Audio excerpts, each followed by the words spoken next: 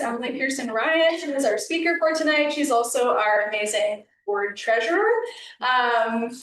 Her introduction, just kind of a quick one here, but she spent her whole life an hour's walk from the Mississippi, a longtime gardener and lover of plant medicine. She began studying with herbalist Lise Wolff in 2020, who's here tonight as well. And the work has claimed her ever since. Emily currently sees clients for consults, teaches classes, and leads plant walks. She loves collaborating with other plant lovers. She meets and offers care in times of both birth and death. She lives in a raucous, art-filled South Minneapolis home with her partner, 3 kids, and continues to learn. You can find her at Lowland Plant Medicine. She's amazing. Let's give her a applause.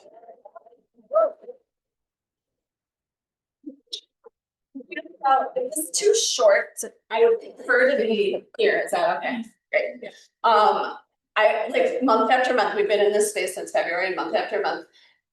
We come in and usually the presenters come kind of like 6:30, maybe 6:45, walk in the door, and we've already got it all set up. And like I just kept watching people be like, oh, that's kind of intimidating. We would have like rows and thing. And so I was like, we're gonna I trusted them. I took them at their word and assumed that it was intimidating. And I'll tell you that you guys are still a little bit intimidating, but not as intimidating as if I were here and you were in rows.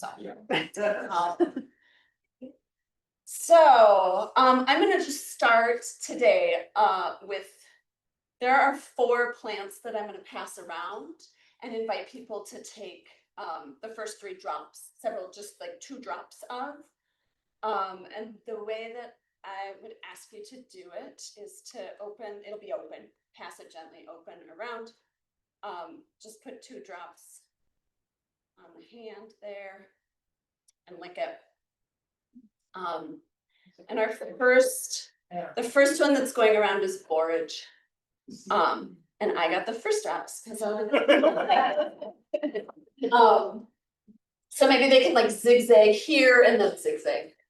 And I'll so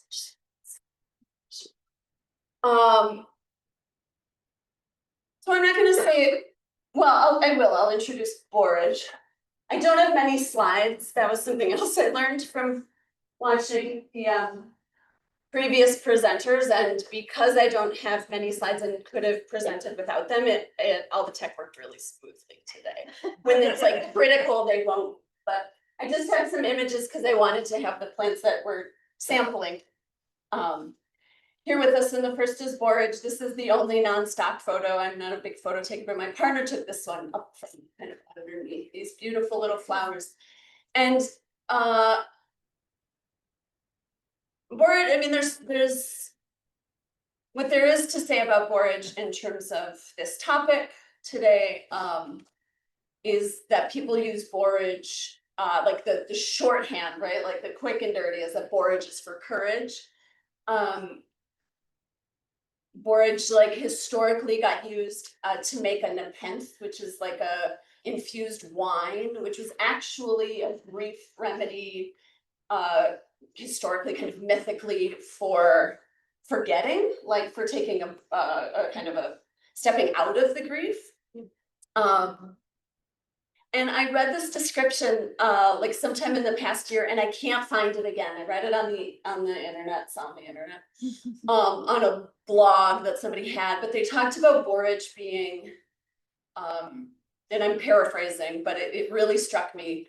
Borage being an invitation into an understanding that like that what one person's grief, an invitation for an individual's grief to join the whole grief, all of the grief. So kind of like being, I think of it as like kind of pulled into the stream of life and of like life involving grief. And so that, I think that like endeared me to borage even more, and that's why I wanted to open with borage today. Because I guess for all of those reasons, I like, you know, we make our plan, we're doing it right now for like next year's programs, and the board was like, the other board members were like, did you want to present this year, Emily? And I was like, okay, sure. And then like, what about topics? And I think it was like right after Samhain, so like this season in which my family celebrates Samhains, other people have other traditions, in which this is really a time of year when many people all around, I think the Northern Hemisphere at least, have engaged with, in relationship with the dead. And I was like, yeah, we'll talk about herbs and grief. That, you know, we have to have that conversation. Let's do it. And like the minute Kathy sent the postcards to like get printed, I was like, what the hell? Like, and I was just like, kind of like, you kind of talked about the digestive system or like, so anyway, I really kind of set myself up for, yeah, with this one. And I'll say that, originally, I think it got written, maybe it's on the postcard, as Herbs for Grief. And I had a moment kind of like in August when I was thinking about it. And when I realized it really needed to be herbs and grief. And there was something about that shift that made me feel like, okay, that I can speak to. Like I can speak to herbs and grief. Herbs for grief felt kind of not like something I didn't want to talk about, and also like something that was maybe like beyond my being able to. So that's the kind of long version of how I got here. But I do want to just take a minute to tell you a little bit about who I am. I have lived in this approximate part of the world for my entire life. I spent a lot of years wearing a lot of different hats, and the main one being staying at home with my kids, and was kind of puttering with herbs all along. About a dozen years ago, I encountered the work of Stephen Jenkinson, who is pretty well known in the in what he describes as the death trade. And his work, I ended up studying at his school. That was hugely influential to me. And I think like prepared me for then studying with Lise 6-7 years later, and really being ready for this work to become a big part of one of my big hats. So so I want to name those two teachers. And I also just want to name, because I know this is a really tender topic for some people, that I feel a lot of like imposter syndrome because I don't have a single huge personal grief that I bring to this conversation. And so I want to just be upfront that is who I am up here. And I also want to name that for me, and this is, you know, part of my kind of process and weaving in with these two teachers, that like grief about the state of the world and the state of the planet and ecological grief has been for me kind of the location of really like wrestling and wrangling with these questions. And then now like in my work supporting people who are dealing with all kinds of grief. So that's the end of me being long-winded. But I just wanted to like, you know, have that be my starting place. And so then like real briefly, because I think that like definitions are useful, and also this could be its own, you know, like course of study. The way that I think about grief, what I mean when I talk about grieving is that grieving is loving the end, or I'm sorry, is how we love the end of what we love. So like for whatever it is in our lives, whether it's another human being, whether it's a place, whether it's you know, a particular endangered species, whether like whatever we love, when we love the end of that, when we see that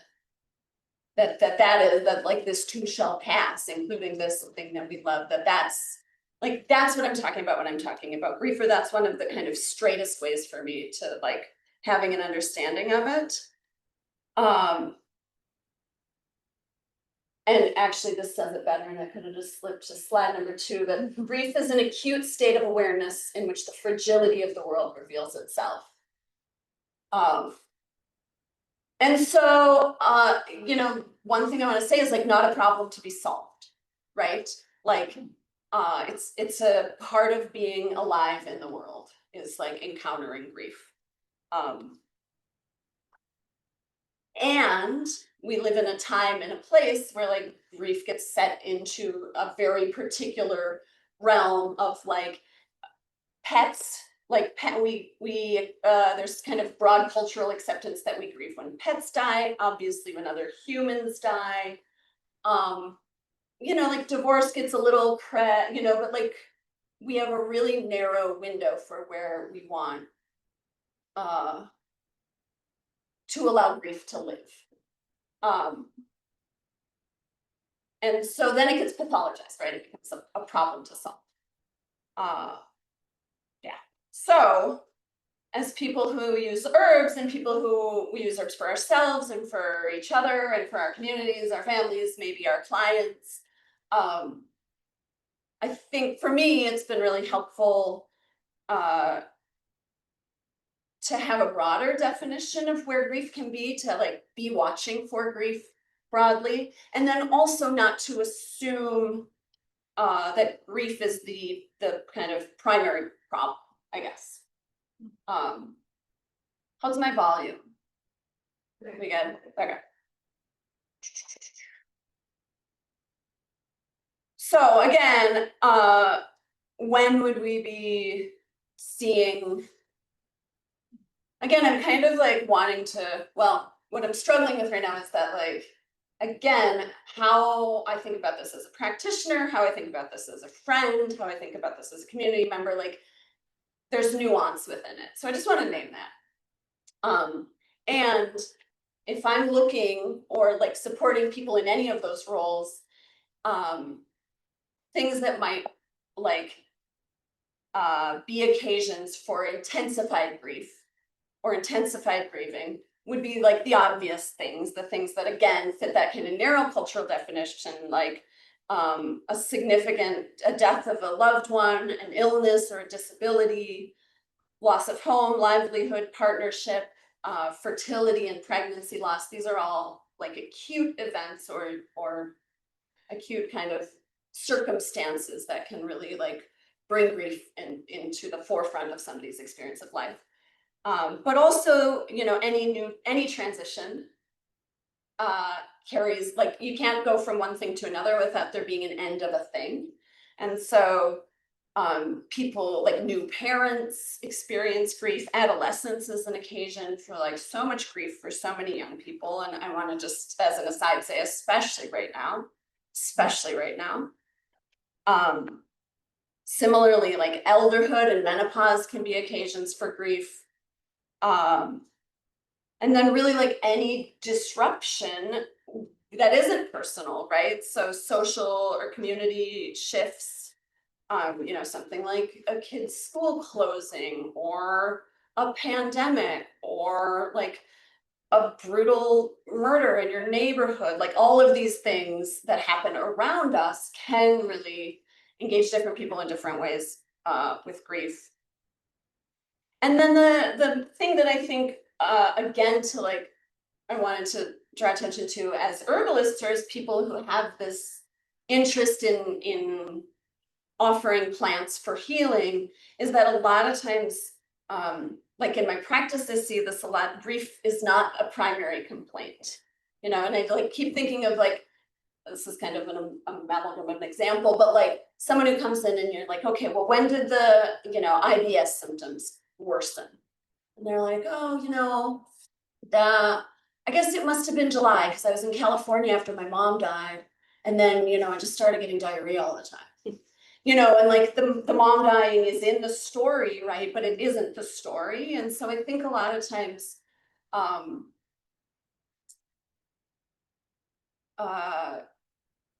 yeah, that physical symptoms have their rootedness in grief in ways that like comes out kind of like after the fact or like not as the primary story. So just naming that and naming it is something to watch for and just be aware of.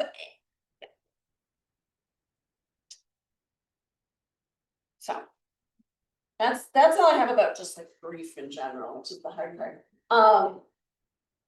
And so I want to move on to agron. So that was tincture. I didn't even tell you what you were putting in your body. So it said it on the label. But this is flower essence. So I think, you know, this could be said about borage too. For many of these remedies or these plants that are touching on kind of our psycho-spiritual elements of ourselves, like we're going to find that flower essence and the plant and the tincture have similar or identical actions. So this is agrimony flower essence.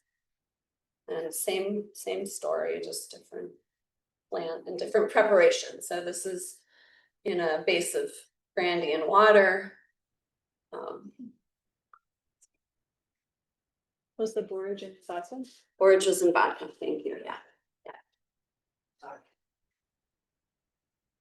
So agrimony is in the rose family, and like rose allies are just going to be good allies for heart overall lots of the time. Although I don't think of like agrimony as the most rosy of the rose family.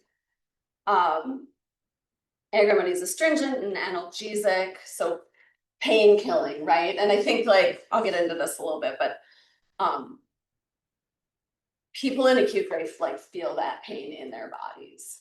So having a pain remedy, like a physical pain remedy that you trust, that you know, that you can share, is whether it's agrimony or not, is quite helpful. And then the kind of signature for agrimony is this idea of holding one's breath with pain, like kind of arrested breath. So sometimes that like, it just means shallow breathing. I don't know, do people see sighing with agrimony? People like, okay, finally I let my breath out.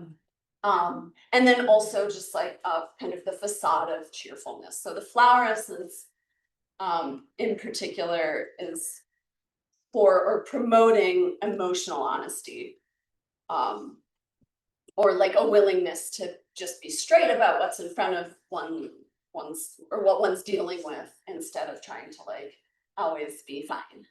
And sometimes that looks like addiction too, right? Like using substances or any kind of addiction to like cover up what's happening for a person. So, which I put agrimony here because I wanted agrimony as a nice segue into just thinking about the mind body, which I don't, so Loie Kolbeck translated this book and she presented last week or last month. And I just want to say that I got the book actually this summer, but I was like referring to the book a lot when I was like kind of preparing this part of this talk, and really appreciate, I just want to like, you know, shout out, really appreciating the overall treatment of TCM to like, I don't know, brought it into clear focus for me. So one of the things that like, Oh, so what was the title on that? oh yeah, sorry, this is Bach Flower Essences in Chinese Medicine. My last slide has all the titles, hopefully all the titles. Who's the author again? Pablo Noriega. Thank you. Yeah, And what is the acronym TCM? traditional Chinese medicine. Oh. So one of the ideas we get from, and I think it's actually not specific to TCM, I know at least one person could answer that question for me. But from this idea of the 5-element theory is this idea that that we have kind of 5 primary elements that align with many different aspects of like life, of how it is to be in a body, of how it is to be in the world. And without like, again, if you want to have that to come, this is one of many, many, many resources for getting these ideas in clear focus. But we get this idea that that the place that sadness lives in the body is in the lungs. And then also kind of within 5-element theory is the idea that the large intestine is kind of the extension of the lungs. So this is a really foreign concept to like the Western mind, which is again why I think you just gotta like keep going in, keep finding other ways to like unthink the thought that our bodies are separate from our minds. But one of the things that I think was really helpful in this book, or that again came clear to me, was this idea that that like if I suffer a grief, let's say, and the sadness is just so heavy in my lungs and large intestine that like it gives me trying to decide if I want, I'll use an actual example, like a woman I knew whose 3-year-old drowned. And 2 years later, she had colon cancer. Which is just such it's a horrible story all across the board. But the idea in the 5-element theory is like, not only that like the grief affects the lungs, affects the large intestine, causes physical illness, physical malady, but also that then that physical malady in turn kind of like reflects the sadness back to the body, so that the sadness kind of like gets doubled down on almost. So that there's this feedback cycle in our bodies where like I feel sad, it hurts my lungs, I get a respiratory illness that won't clear up because I've got all the sadness in my lungs. This respiratory illness makes me feel sad, and people can kind of like spiral into that. And so again, as herbalists, like what we're looking for is those cycles of, we're not looking for, you've suffered this terrible grief and we gotta like fix it. We're just looking for, is the terrible grief something that a person has the capacity to bear, and like, or are they cycling into like, and then my, nervous system shot, and then my, et cetera, et cetera. So some of the physical symptoms then to watch for are going to be the same symptoms that we think of when people are like knocked into fight or flight and can't get themselves back into a regulated nervous system. So, initially it's going to be things like shock. There could be panic, again, physical pain, overwhelm, freezing, like a freeze state or a numb state, which is again, maybe a little bit of that like agrimony state. Brain fog or dullness can be symptoms that come with like a really heavy grief. And then the last thing I'll say just about the kind of mind-body piece is that I think it's helpful to like, one, not talk about sympathetic and parasympathetic, because even like real smart people sometimes have a hard time keeping one straight from the other, but to really talk about rest and digest versus fight or flight. And like, if you're in fight or flight, and whether that's because of like cumulative trauma, whatever it is that keeps you from like getting all the way back into like rest and digest, you are like actually not resting and actually not digesting, and the body is physically prevented from doing the work of resting and digesting, which is like absolutely fundamental to all of our body systems. So, end of the mind body part. But I just wanted to like drive home that again, as herbalists, but that's what we're watching for. We're watching for like how are these symptoms showing up, and watching for things to show up in the lungs or in the large intestine is like a good place to start. And I just also the heart, obviously also heart. So some herbal actions we might watch for then are nervines. So anything that's going to take care of the nervous system to kind of like pull people into rest and digest, into like healing what needs healing, and like moving through what needs moving through. Analgesics, so things for pain, antispasmodics, heart remedies, your favorite heart remedy, all the heart remedies together, honestly, is a little bit, well, I'll get to that. And then whatever your favorites are for the large intestine. So again, just like watching those patterns, thinking about those things as you look at a person and see what's actually going on, or a community, or a family.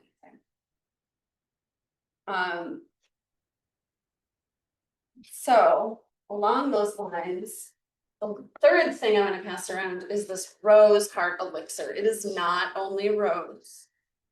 I'm not sure I can tell you everything that's in here. So if there are things, you could say like, is there this in it? If there's something you really can't have.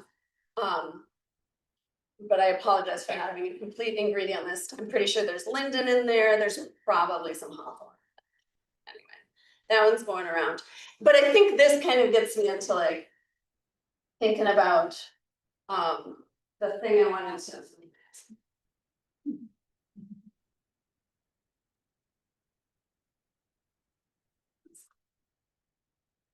Is that one just making it around finally? Sorry. They're all jumbled up. It's all together. You know, so like some of what I wanted to share when thinking about how we, again, this idea that like we're gonna be working maybe with clients, we're gonna be working with people who we're really close with, we're gonna be working with people who we just are adjacent to, and maybe groups of people. And some of the things that are like, this is kind of, you know, like taking care of caretaking 101. But like, you guys probably all, you know, like bring simple, clear offers, don't come with expectations, don't require people to make choices, you know, like I'm gonna bring you dinner, it's gonna be here this day, it's gonna be in dishes you don't have to return to me, like all of these things also apply with our groups, you know? And I really, especially I think for me, you know, being in a role of like doing this in the world in a bigger way, and which I think is also the case for a lot of people in this room, or like working with plants as medicine broadly, is like, it's just so important to be able to hear no and not take it personally. And I think that like, if we can't hear no from someone who we're offering help, then like, we're not ready to be offering help. And I mean, and like, you know, I mean, that doesn't mean there isn't like a little bit of hurt ego when it happens, but just like, you know, I think being able to hear no is really important for us as we like go out to harvest plants. And I think being able to hear no is really important for us as we go out to like offer those plants as helpers. And then in terms of like preparations, like, you know, I make the assumption that pretty much everyone in this room is comfortable taking a tincture, or at least knows enough about themselves and their relationship to tinctures to make a decision. But I don't do that like if I'm offering community care or offering, you know, familial care. I'm way more likely to like have a plant, like just plant presence. So like drop off a bouquet and like put a sprig of agrimony in the bouquet, or like, you know, maybe the agrimony goes into the soup pot too. So just thinking about ways to like bring that plant medicine in that isn't about like something that feels prescriptive to somebody, something that feels more like a gift to somebody. So food, obviously people are more comfortable or like familiar broadly with tea than with tincture. It can be really nice to brew tea for people, like drop off infusion or drop off, or like bring to an event, bring the tea ready, you know, bring your own cups, that kind of thing. And then I really like flower essences too in this regard. I think it opens up an interesting conversation about consent when like flower essences are the medicine, because like I would never put a pill in the soup pot, you know? And so there's always like, anyway, I just like to name that I'm always curious about like how we engage. I took a flower essence training at a conference that was at least last summer, and the instructor told us about how she would like take her teenage daughter, be like fighting with her across the room, and she would like open the bottle of whatever she wanted the daughter to take and just fling it at her.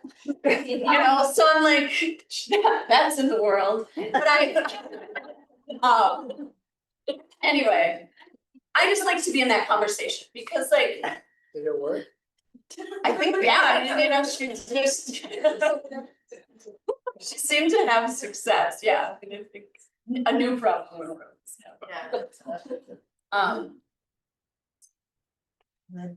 Yeah, so just flower essences, part of why I really like flower essences for like acute grief or community grief is because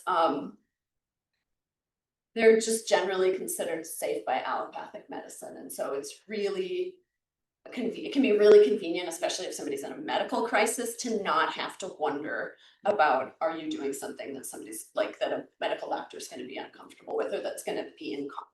So, and then I think also like, you know, I don't know whether I put it in the soup pot, but maybe it goes in the soup pot.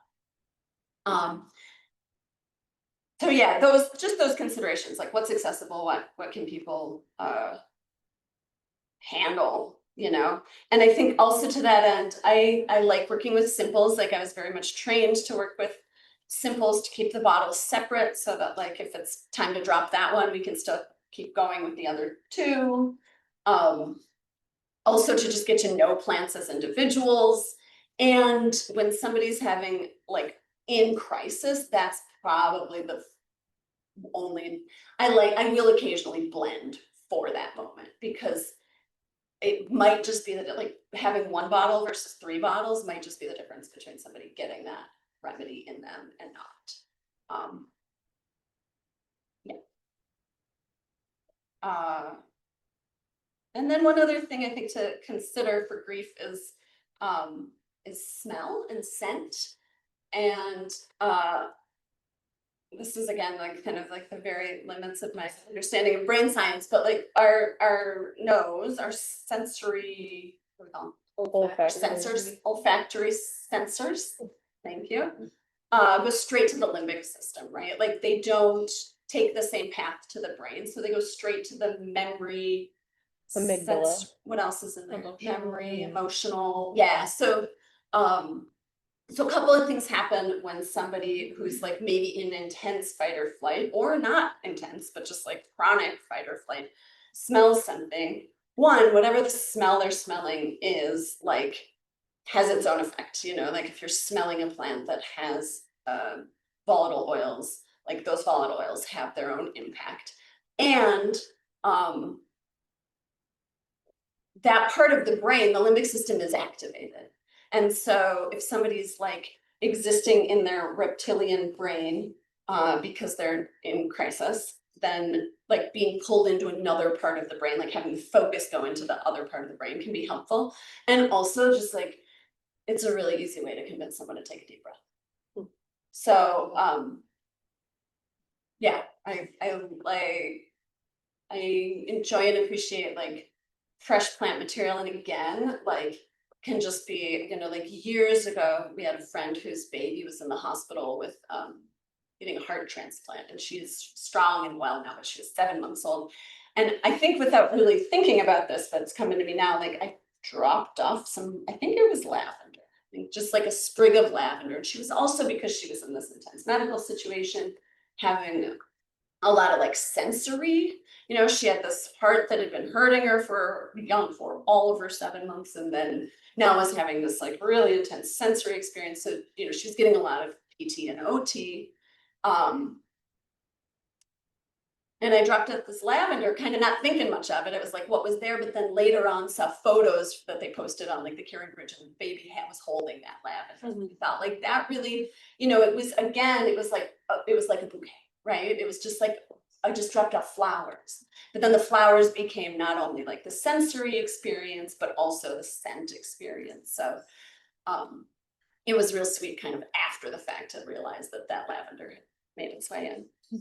Thanks to that lavender. And so again, on that note, oh, I never moved to my rose. We'll sit on them for a second. But the last one I wanted to talk about, or share, I should say, I'm gonna talk about a few more, is rosemary. Which, oh, sorry, I taste. Yeah. And I bet there's enough if you want to just pinch off one little bit and keep it with you. So rosemary just feels like really old medicine to me. I'm not sure why, but among a lot of other things, among being like having a lot of antimicrobial action, rosemary is a memory remedy, like has a lot of like myth and story and old tradition around rosemary for memory. And interestingly, and I think this to me says a lot about like how plants can help with grief overall, rosemary, the flower essence is about incarnation. It's about like being in your body. And so I think there's almost a paradox there, or almost what could feel like a paradox of like, I feel like I'm in my body, but I'm remembering something that's away. And I think actually that's not a paradox in ways I'm not quite, it feels like part of the mystery to me, that like however that's understood, it feels like that a plant that brings you into your body could be a plant of memory. Feels kind of like that's the kind of grieving that I would want us all to be able to do, right? We're remembering that, like we're all the way in the, yeah, they're just like missing what's missing. So I was really appreciating that the flower essence brings that in, and the herb doesn't tend to. This is a place where there's, I think, a different, or maybe it does, I don't know, maybe people have experience with just the herb being talked about that way. Yeah, and rosemary's a like that you can for sure put in the soup pot or like put on the potato. I mean, this is also like a really, it's a culinary herb. So I think there's some beauty in that, being able to like throw that one in the mix. And then with our last bit of time, the thing that I just wanted to go over some more of the specific plants. Yeah. So I already talked a fair amount about flower essences. And I guess I wanted to highlight, I think oh, there's rosemary. Looking pretty good. These are like, no. The 5-flower formula, which is 5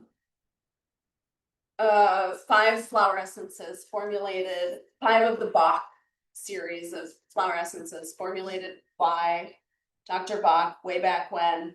And this is like the acute trauma blend. And these days you can buy the acute trauma blend in like all sorts of like formats, all at any natural health store in the world or around here. Which is, it's funny, they're like, you know, these yellow things, and they get sold as like stress relief. You talking about Rescue remedy. Yeah. But they're really like initially was meant for this like acute trauma state. Like the real, like the human is brought straight into fight or flight. But they're super accessible, they're easy to find. You can get them as like little candies. And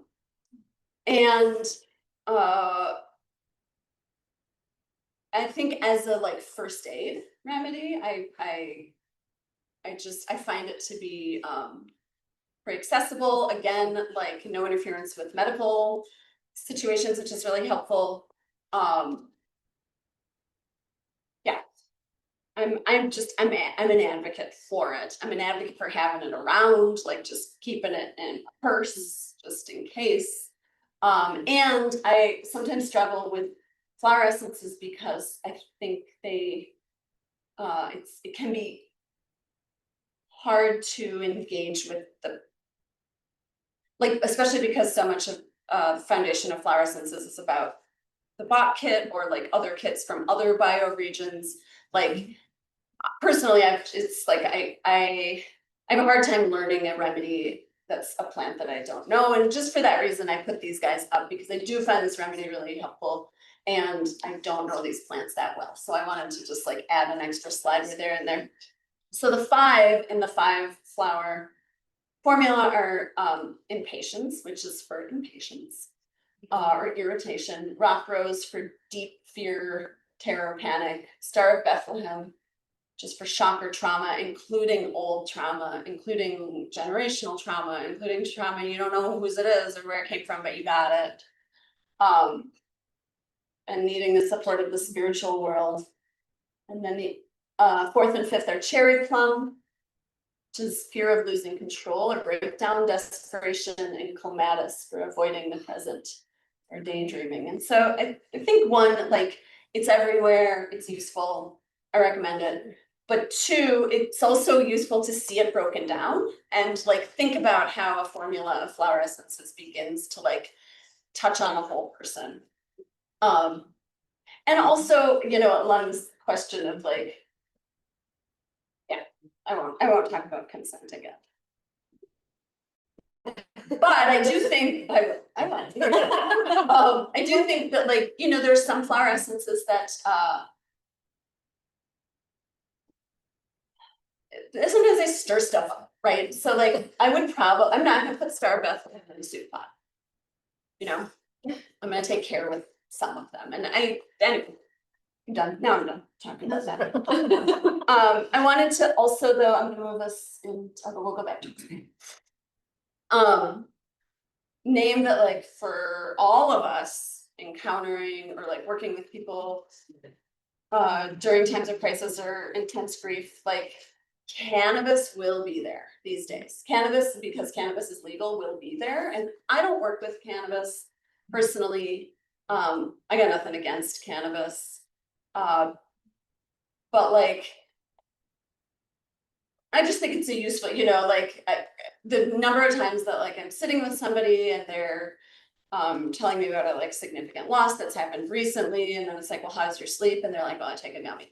You know, I mean, this is pretty like typical, pretty. So I think just again, as practitioners, just being aware that that's a mix, being aware that like, you know, having your own sense of like how you want to just how we're going to work with that plant in the mix in particular, and then other psychoactive psychedelic plants, especially like psilocybin microdosing is a thing I don't practice, but I'm not against it. And so just, you know, like knowing that they're like that we're likely to be interfacing with people who are using those medicines also.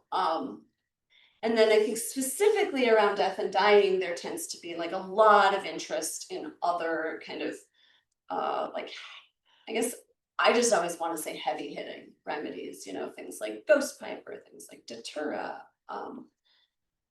And, you know, I think I have like all the respect for those plants, and I won't, they don't tend to be where I turn, but I think like having our own, I guess I just want to say that like knowing, having a sense for yourself of like what and where you want to turn to those, or what and where you want to, like how you're going to support people who are also doing, because it can be kind of intimidating, to be honest, if somebody's like, oh yeah, I'm like, you know, doing mushroom trips every weekend, and you're like, oh, take 3 drops of agrimony, you know, it's like, it's, you know, like these are big cows, right? And like, as someone who tends to prefer to work in subtle ways, it can be a challenge. So just naming that it can be a challenge, and also naming that they're super powerful tools. And so like, you know, being allied with them also is, I think, wise. So anyway, just like that negotiation. And again, like, you know, that you're gonna see more of that. We're gonna see more of that at times when people are really like facing crisis. It's like somebody's got a tincture to, you know, drop off and be like, probably use that. And then I just wanted to name trees, just all of them. Because I think one, like historically, it's, how do I want to say this? Historically, again, culturally, mythically, like in terms of story, it's, I don't know if it's quite hard to find a tree who doesn't, but I would say that just they're like, people have so many stories of so many different trees being connections to the other world, like being there to support our connection, or to like be a portal to, or however the relationship is framed, like tree relationship and like relationship to the spirit world have like gone hand in hand for as long as humans have been humans, as far as I can tell. And so, and lots of people may never have had a drop of tincture in their whole life, but they might have a perfect favorite tree. You know, like people really can relate to like putting their hand on a tree that they love and feeling better. And so just like watching for that in the care that you're offering, like knowing who people's favorite trees are, asking who their favorite trees are, and inviting those trees in. you know, and you can usually find a tree to connect with at all times of year, whereas if somebody's like, I really love fresh agrimony, I'm like ragging on agrimony, but like, you know, or like even, you know, I always think of my grandmother whose birthday is when the peonies are blooming. So the peonies are always grandma medicine, and more so since she's not alive anymore. And I only get to be with them for a week out of, you know, or two, whatever, however long peony season can last. But the trees are there all the time. So just kind of naming that they really hold down a lot for us in that way. And then I want to just name 3 plants that I don't offer teaching on. I don't like to offer teaching on, but that have been helpful to me. So this is more just me wanting to honor than to, just wanting to honor. One is red osier, which I've really found to be a really like deep helper with trauma, and specifically with like helping pain to be kind of in the time that the pain is, and not having the pain from another time be here now, I guess. How do you spell osier? Osier. That's Cornus sericea. This is also red osier dogwood or red willow. Has one of these ones with a lot of names. Okay. Another one that I just want to honor, that I feel a lot of sweetness towards, is anise hyssop. And I had a student in like a workshop I gave a year or two ago who was like, oh, my mom taught me that anise hyssop was for the discouraged warrior. And ever since, I've just felt like so much sweetness towards anise hyssop, just like, yeah, I gotta keep going. And it's just feels hard today. And that plant being willing to like help at that time. And lastly, I just wanted to name for myself that being in relationship with tobacco has really like been such a gift. It's a gift that like I was able to engage with like because of Native people who were willing to like talk to me about tobacco. But for me, and I mean, again, this is like, just me wanting to honor that like in this work, tobacco has been really important, and tobacco has been important because, because I think tobacco is, no matter where my people came from, this place is a place that's populated with plants who know tobacco. So again, it feels like, not wanting to talk about the topic without naming those ones who are, who've been important to me in those ways.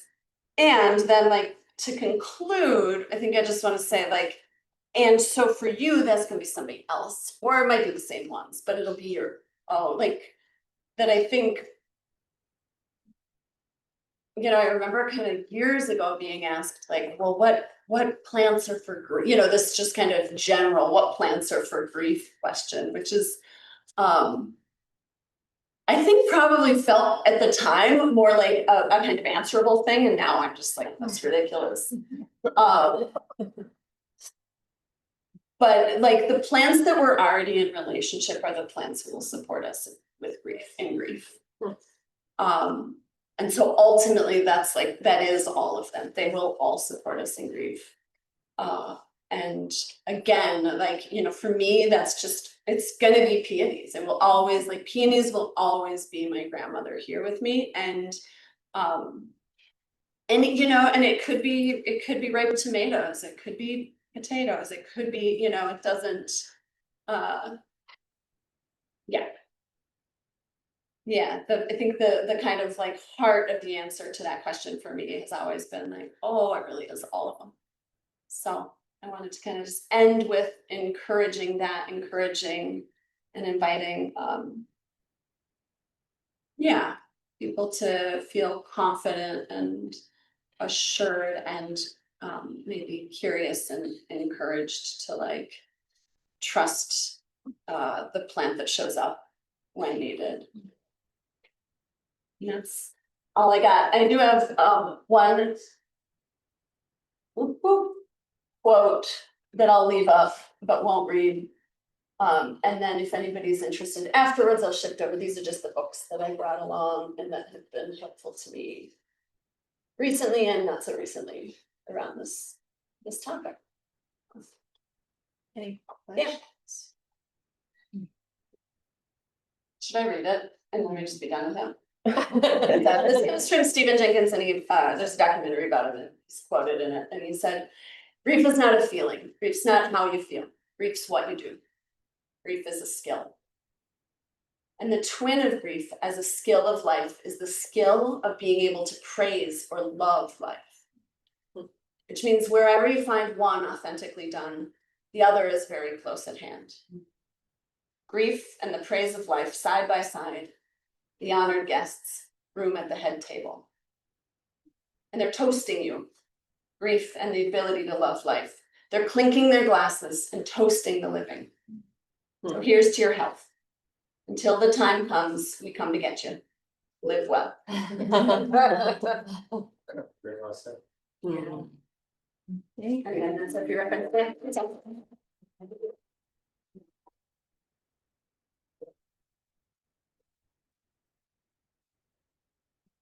So if people have questions or comments or additions, other plans, I just feel like I'm calling out the names that I'm happy to hear.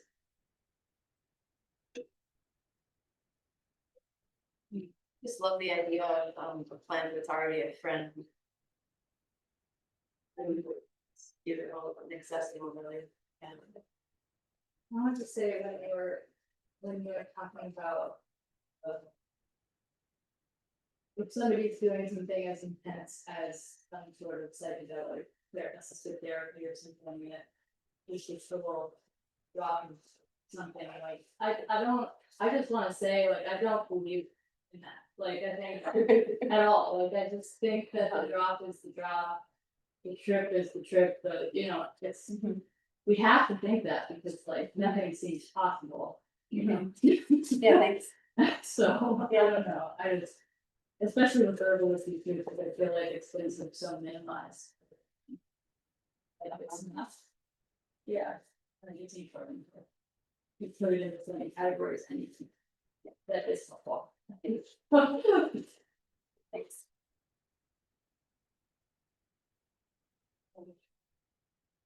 Okay.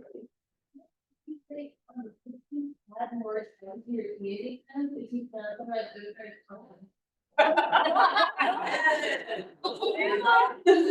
my yard was a different spot, like our housing machine had like there's one with tourist baby and one with full front and like they kind of go off like boom, boom, boom, like. That's awesome. To see what's the different front. I love it. Did y'all hear that? So. They're saying to, you can, that the peony plants get planted, kind of in different corners of the yard. That would be a way to extend the peonies. Yeah, thanks. Thank you. That's just so.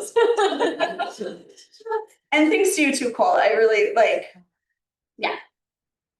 It's good. You guys should ask a couple of times. I think that- Better. What you said about trees is so true too, with whatever's familiar to you or everyone has a favorite tree, but I mean, maybe it's obvious, but like, and the grounding of the tree. There's one that I actually stand inside of because it has like 9 to 11, depending on how you count them, trunks coming out. It's a cedar. And so that has always just been a go-to, and it just feels so comforting, familiar, and I just feel it going like zooming anything to out of balance out of me. So it's the old tree hugger and really agree with what you said about scent and memory. But there's a couple of things that are just rolling around in me. I remember when I was in school with Colorado and he did tree walks. And he said that him and another people that actually were helping this woman just get over some depression. She just had so much. She could barely stand up, and they told her to go take a walk under this beautiful linden that was really near her home. And every day she would just get up and walk near that tree, and it took about a year, but she would, kind of dial it out and improve. And then I remember Ralph was saying too how when Matt was walking his bear plan, he'd be in like the woods and he kept tripping over wild ginger. And that I think sometimes the herbs and trees and flowers come to us, and that's what we need at that time. Sometimes he needed that. Because I tried to need this thing. Then I don't know exactly what wild ginger does. I don't know, but then rosemary, I think I've heard that it actually takes some amount of the scent of rosemary.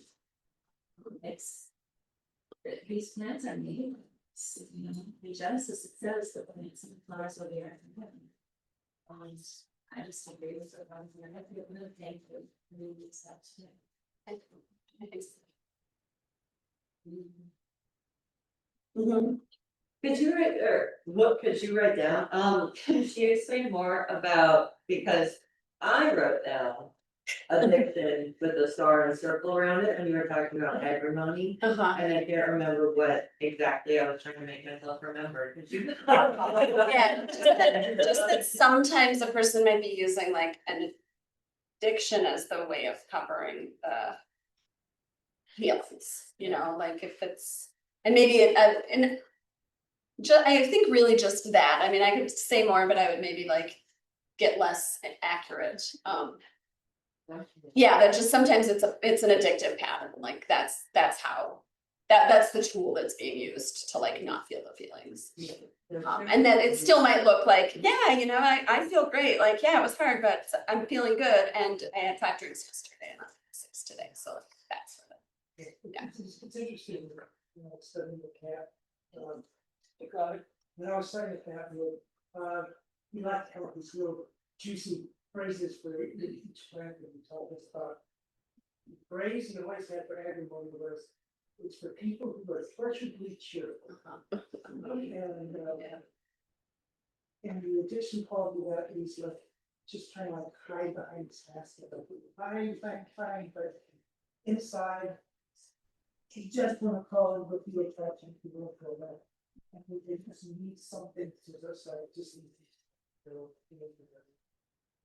inside and that is where as a group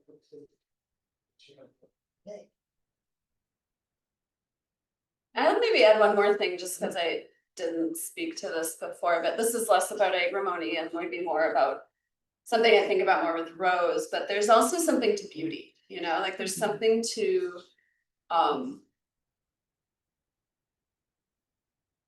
I think about like opioid addiction, like opioids are anesthetics, right? And that word anesthetic means like no pain, but it also means no aesthetic, right? It's about like needing life to be dulled. And so I don't know if this relates exactly to addiction. But I do think there's something about like with Rose in particular about like maybe if what we're trying to do is like incarnate, is like be in the body with all the shit that the body has to contend with like all the everything that the world is like piling on, or that this life is piling on, or whoever is piling on, that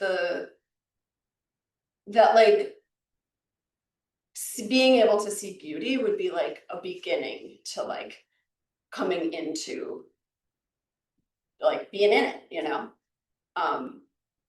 and I think like beauty gets, I think that like there's kind of like an overcultural kind of just like beauty as extravagance or like beauty as extra idea, but anyway, I just want to name beauty as like actually really fundamental, actually really important, actually such a healer.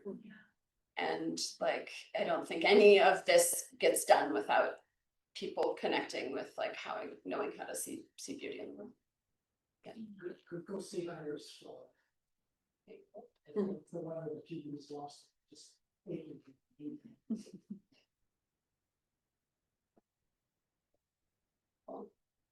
Thanks, all. Thank you. Yeah.